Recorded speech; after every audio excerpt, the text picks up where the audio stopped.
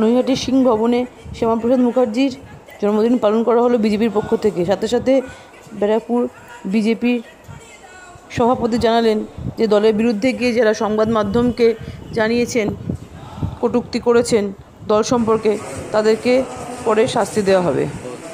ঠিক আছে, বুঝি দাদা, আপনি নির্বাচনী এজেন্ট ছিলেন ব্যারাকপুরের যিনি লোকসভার প্রার্থী অর্জুন সিং।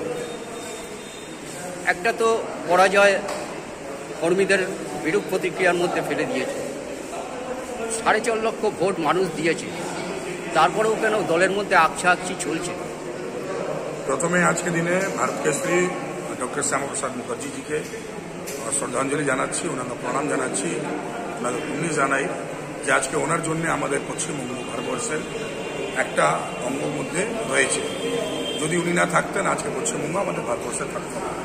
ওনার লড়াইকে সালাম জানিয়ে, অভিনন্দন জানিয়ে, সাধুবাদ জানিয়ে আপনাদের কাছে বলবো, যে লোক কথাগুলো বলছে, যে সংগঠনের মধ্যে নিজের মধ্যে গন্ডগোল হচ্ছে ইয়া নিজের মধ্যে কোনো না কোনো দিক থেকে দুই রকম মতভেদ, এইসব কিন্তু কথাটা পুরোপুরি বেকার। যারা বলছে তারা পুরোপুরি ভুল কথা বলছে। ভারতীয় জনতা পার্টি কার্যকর্তা ভারতীয় জনতা পার্টির জন্য কাজ করে, ভারতীয় জনতা পার্টিকে মেনে দেশের জন্য কাজ করার জন্য এগিয়ে পড়ে।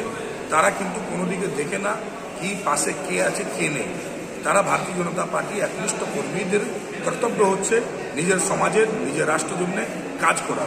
ডক্টর শ্যামাপ্রসাদ মুখোপাধ্যায় যিনি আমাদেরকে এইটাই শিখেছেন যে দেশের জন্য যে কাজ করতে হয়, তার জন্য যদি মন্ত্রণালয় ছেড়ে দিতে হয় সেই মন্ত্রণালয় উনি ছেড়ে দিয়েছিলেন।